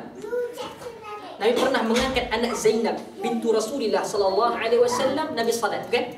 Nabi letakkan, Nabi salat dalam keadaan baby tu letak. Bukanlah Nabi tak boleh letak bawah ke, minta bagi kat mak dia. Tapi memang Nabi sengaja. Mustahil lah Nabi kata, oh memang tak ada perempuan lah untuk jaga ni. Kalau Nabi panggil lah perempuan, mana-mana perempuan, tolong jaga set, aku nak salat, boleh tidak? Tidak ada orang perempuan yang ia akan melanggar pemerintah atau arahan daripada Nabi. Nabi salat, Nabi mengangkat anak Zainab. Nabi letakkan. Ini bukan dalam saf ni, naik atas sekali. Oh tanggung najis nanti batal. Orang siapakah yang paling tahu tentang salat? Nabi SAW. Tapi siapa yang buat ni? Nabi. Nabi ambil budak tersebut dulu lebih kalau katakan nanti dia dalam pampers dia kan. Dulu ada pampers ke? Bila-bila dia pancut, bila-bila dia nak buang air. Nabi angkat. Sudah tentulah kalau kita nak bawa anak-anak ni ke masjid, kita dah bersihkan dia dan sebagainya. Jadi dia angkat. Bersalat. Nabi nak rukuk, Nabi letak bawah dulu baru Nabi rukuk. Okey? Nak ambil, Nabi letak balik, Nabi angkat. Di sinilah saya katakan bahawa tidak ada pandangan. Mungkin tuan-tuan berbeza dengan saya. Kata gerak lebih 3 kali batal. Nabi angkat tu lebih 10 kali saya kata. Bukan 3 kali saja. Okey, bukan kata yang 3 tu tak sah. Saya lebih cenderung kepada tidak kata ada. Kerana kita lebih mudah. Sebagai contoh kita salat katal. 1 2 3 letak balik. Rasa khusyuk tak? Gatal yang ada ke kita gatal kita pegang habis alhamdulillah. Tak ada. Gatal kita garu segaru-garunya habis. Allahu akbar gatal habis dalam keadaan janganlah melampau-lampau. Kang taklah. Kita dalam keadaan jari kita habis sampai letak salat. Nah kita jadi carobot Allah. 3 kali? 3. 1. Tak ada, angkat. Kerana perbuatan Nabi melebihi. Jadi Nabi angkat dan budak sebagainya bukan sahaja dalam saf. Nabi angkat dia sekali. Dalam saf pula tidak ada satu nas yang kata budak ni putus saf, tak ada. Bahkan sebab itulah kita katakan di zaman Nabi budak-budak ni diraikan di masjid. Kata para sahabat yang kecil-kecil kita, ketika kami berada bersama ibu dengan bapa kami menghadiri kuliah ataupun menghadiri apa yang Nabi ajar, kami berada di depan ayah kami. Si ayah semua bawa, para sahabat bawa anak-anak mereka mendengar kuliah Nabi, dibiasakan daripada kecil. Semua ini adalah membudayakan ilmu. Budak mana hujung hampa bising saya aku sunat satu-satu. Jadi budak tak suka datang masjid, kita salahkan. Dah umur dia berbelas tahun dia kata, inilah dah teruk dah budak-budak kita, budak remaja kita tak suka masjid. Tengok budak kecil, pergilah mana masjid. Hampa bising, hampa tahu aku ketuk kepala, pelekus satu-satu. Ini silap. Zaman Nabi tak buat macam tu. Para sahabat dulu ada yang duduk mungkin di sebelah para ibu bapa mereka duduk dalam masjid. Kata, macam ustaz bising, memanglah budak bising. Mana ada budak datang terus diam, masuk masjid, ambil Quran baca. Oh, pelik tu. Kalau bapak budak lari ya memanglah. Dia bising memang tabiat dia lah. Memang tabiat dia. Jadi macam mana raikan? Kita tahu dia kata okey, sekarang kita dalam kuliah tak boleh bising. Time dia nak main kita bagilah pasal salat. Jadi dia dah biasa. Paling teruk yang saya katakan kalau budak tu dah datang awal duduk saf depan-depan. Budak belakang. Bagi saya kalau saya memang lama dia dah kena bahasa saya. Hang datang lambat, lepas tu hang nak dapatkan kelebihan depan. Hang lambat duduklah belakang. Nak dapat depan datanglah cepat. Budak ni datang. Jadi riwayat Sahih Muslim tu macam mana Ustaz? Saya tak pasti saya Muslim yang katakan bahawa Nabi buat. Saya tak pasti. Yang kata kena separate yang tu. Yang saya tahu yang separate itulah Abu Daud. Tidaklah Sahih Muslim. Yang seingat saya, yang seyakin saya, ia beralam Abu Daud kerana hadis itu kritikan terhadap riwayat Abu Daud, bukan riwayat Imam Muslim. Imam Muslim kata sawu sufufakum, berapatkan. Saya tidak pasti dan saya juga tidak jumpa adanya pemisahan Sahih Muslim. Okey. Dan mereka duduk dan salat. Dan masjid Nabi adalah masjid yang meraihkan semua orang. Pernah sekali ketika berlaku di zaman Nabi, Bilal sedang azan. Ada budak muda, wallahualam mungkinlah berbelasan tahun ke, Bilal azan Allahu Akbar, Allahu Akbar. Dia kat luar dia ajak Allah Akbar. Mungkinlah tak tahu cara dia. Biasa zaman kita, bukan kita saja, zaman tu dah berlaku. Ada yang mengajuk. Nabi panggil dia. Kita kalau kena panggil habis dah aku. Kepala nak duku. Nabi kata, hang pandai aku tengok. Nabi kata, aku lihat engkau pandai berazan. Aku hantar engkau ke Mekah menjadi muadzin di sana. Kita tak. Apabila ada muadzin, nampak dia azan dia bagus, Nabi ambil dia, Nabi pergi memanfaatkan ability yang dia ada.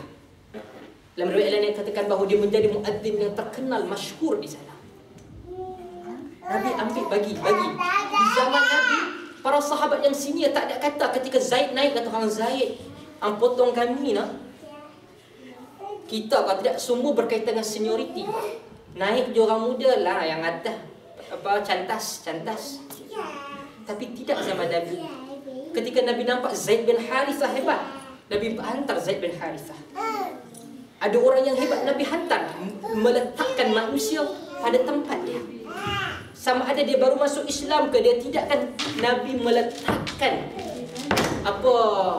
kehebatan dia terhadap apa yang dia ada untuk memanfaatkan kepada Islam. Bukan saja dia baru Islam atau tidak Islam. Sebab tu Nabi kata Nabi menyatakan bahawa manusia itu seperti bahan galian. Dalam hadis Bukhari, An-nasu kama'adin adz-dzahabi wal fiddah. Manusia itu seperti bahan galian emas dan juga perak. Khiyaruhum fil jahiliyah, khiyaruhum fil Islam idza faqihu. Terpilihnya dia ketika Islam, terpilihnya mereka ketika kafir, dan mereka juga akan terpilih ketika Islam dengan syarat idza faqihu, sekiranya mereka faham. Asas dia faham. Emas. Tak ada orang jumpa atas jalan tersepak atau tersepak jongkong, tak ada. Dia masuk, dia dulang lah, dia apa dulu. Masuk dalam selut lah apa semua, kita tak tengok, kita tak pergi pun. Tapi bila kita cari dalam keadaan kotor, kita cari dalam keadaan kotor, kita bersihkan, apatah lagi kita ambil. Jadi manusia itu adalah seperti bahan galian. Seperti bahan galian. Jadi apabila dia bahan galian, kita ambil. Okay? Dan budak-budak ini tak mungkin dia lahir-lahir pandai baca Quran, pandai baca tentang hadis, pandai tentang fiqh. Dia hendaklah duduk bersama yang tua. Jadi yang tua yang berpengalaman memberikan petunjuk ataupun guide dia. Oh, kalau macam ni bukan begitu, macam ni yang sepatutnya begini, yang itu salah, yang ini betul. Dia ajar, bagi lecture. Pengajaran ni dua, sama ada kita ajarkan dia mungkin macam lecture, ataupun yang kedua kita betulkan kesilapan. Jadi kalau dia duduk saja, kita tinggalkan dia, dan kemudian kita duduk di masjid, kita biarkan budak luar. Kita tak tahu mana nak dibetulkan, mana nak diapakan. Okey? Jadi bila masuk dalam, kita nampak dia salah, kita betulkan. Oleh itu, kita perlu ubah persepsi, kita perlu ubah cara. Okey? Benda yang saya kadang-kadang saya tegur macam mak rempit. Atas masjid kau tahu mengata mak rempit itu, mak rempit ini. Pergi tanya Tok Imam. Memang tak duduk dengan mak rempit. Benci mereka, tak pernah duduk dengan mereka. Tapi maki atas mimbar, tak pernah turun bercakap dengan mereka. Pernah tak ajak dia main salat, apa pergi buat program, ataupun duduk di masjid, main bola di masjid, main futsal di masjid? Tak pernah. Tapi atas mimbar dia bercakap, package dia bagi, advance package dia bagi. Kata semua dekat mereka. Okey? Jadi orang agama perlu turun menjiwai. Kerana Islam, Nabi SAW menjiwai orang, menjiwai manusia. Tarik mereka. Khutbah dan perkataan pergi kepada hati. Bukan pergi hanya kepada surface yang sehingga balik, oh nampak seperti orang belajar agama, penuh. Balik tak ada apa. Pergi pada, oh seronok pergi dia. Apa ilmu dapat? Entah. Tak ada. Kita balik, sebab tu saya letakkan syarat. Pergi mana kuliah-kuliah, terutama kuliah saya, balik sekurang-kurangnya satu ilmu atau menambahkan takwa ataupun iman kepada Allah Azza wa Jalla. Wallahu ta'ala a'lam. Kita tak ada soalan lagi kan? Dan sebagai mukaddimah, kita dah satu suku dan insyaAllah lepas ni mungkin kita boleh borak secara peribadi dan kita bertanya. Dan secara umum saya ucapkan terima kasih kepada pihak penganjur dan juga pihak yang membawa saya travel 2 jam setengah daripada London. Okay? Dan crowd yang ada, InsyaAllah ia sebagai satu mukaddimah ta'aruf di antara kita. Dan ingatlah bahawa agama ni cukup indah. Pergilah kepada agama, carilah agama, peluklah agama, dan juga peganglah kepada agama. Kerana keindahan Allah berikan kepada kita melalui Islam banyak benda yang telah kita dapat. Lepas tu kita kata, saya katakan banyak kali, kita sebagai Melayu, kalau kita katakan tak tahu agama, kita Melayu sekalipun di Malaysia, cuba dibuang Islam itu daripada kita, tak ada nilai. Terutama Arab. Arab kalau hebat mana dia kata, kalau Allah tarik, kita cuba tarik Arab, Islam itu daripada Arab, dia tak ada apa. Termasuk Melayu pun tak ada apa. Jadi kita ataupun pentingnya adalah agama. Dan agama tidak pernah meminggirkan bangsa. Suatu Allah kata, وَجَعَلْنَاكُمْ شُعُوبًا وَقَبَائِلَ لِتَعَارَفُوا. Allah tak pernah nafikan bangsa. وَجَعَلْنَاكُمْ, kami jadikan bagi kamu syu'uban, syu'ub ataupun berbangsa-bangsa, وَقَبَائِل, berkabilah-kabilah. Mungkin dia kabilah itu, dia bangsa itu. لِتَعَارَفُوا, untuk kamu berkenal-kenalan. Okay? Dan kita disatukan daripada perbezaan ini dengan Islam. Dengan Islam. Islam boleh pergi kepada semua. Kita berbeza dengan agama lain. Kalau contoh Buddha, agama Tuhan dia adalah Tuhan yang terlalu resis. Kenapa?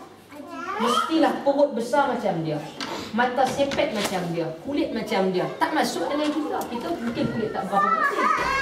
Kalau India lagi tak boleh. Tuhan dia warna-warni. Lagi tak boleh masuk. Tetapi Islam meletakkan kesemua pergi benda yang sama. Dan Tuhan kita satu. Dan Tuhan kita di kemuliaan yang tinggi. Angkatlah tangan kepada Allah, doalah kepada Allah. Allah sabarkan iman kepada kita. Wassallallahu ala Muhammad wa ala alihi wa sahbihi wa baraka wa sallam. Subhanakallahumma wa bihamdika asyhadu an la ilaha illa anta wa astaghfiruka wa atubu ilaik. Wa barakallahu fikum. Wassalamu alaikum warahmatullahi wabarakatuh.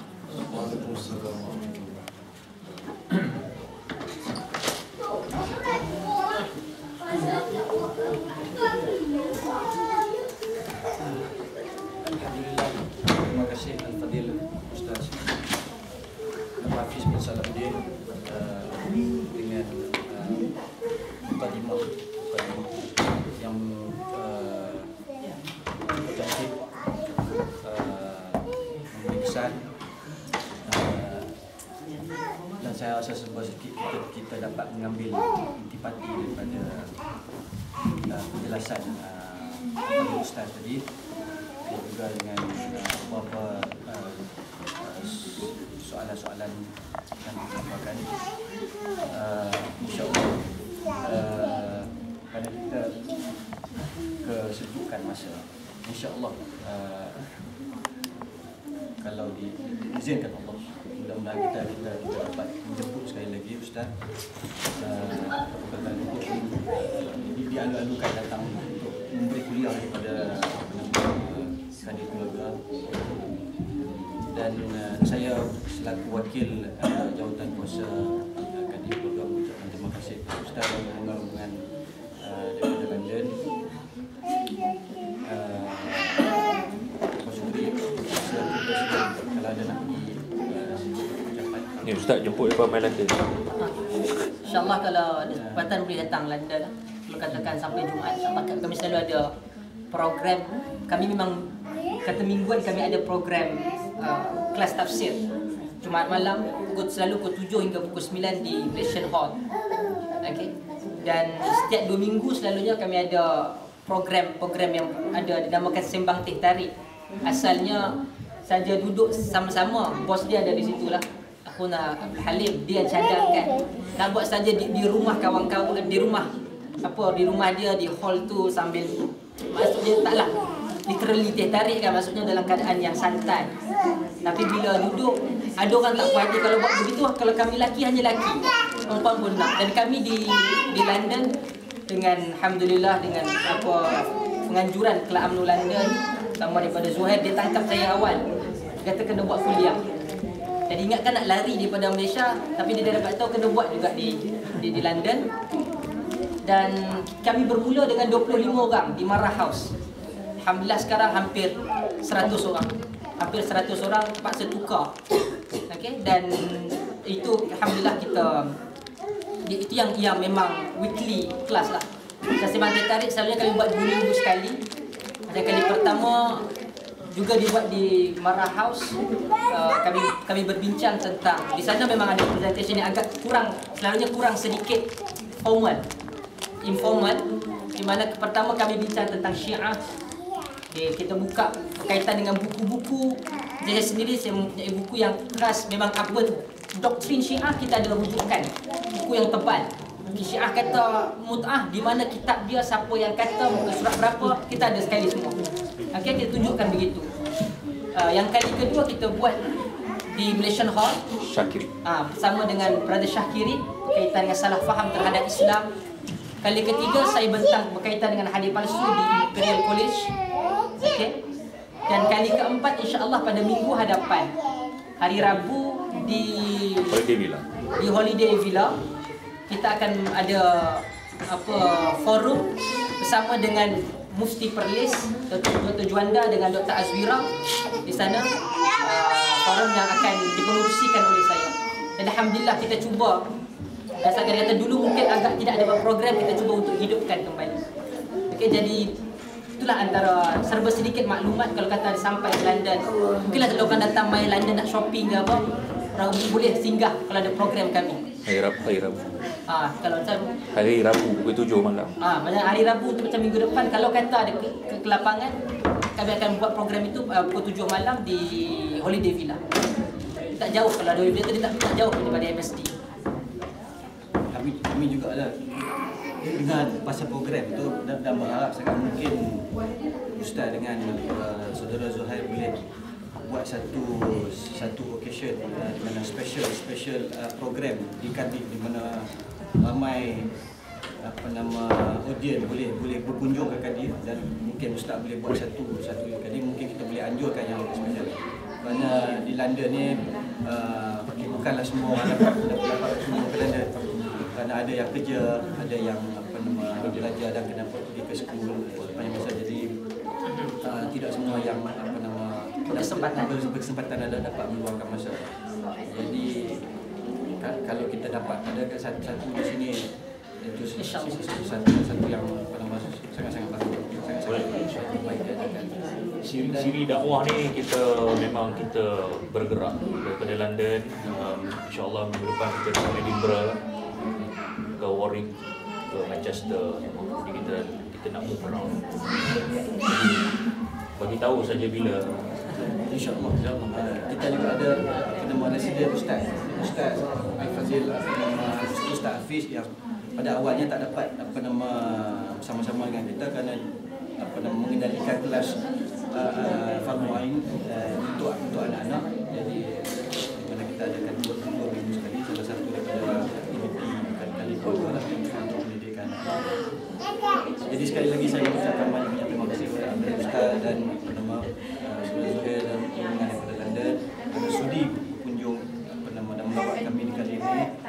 dan menyampaikan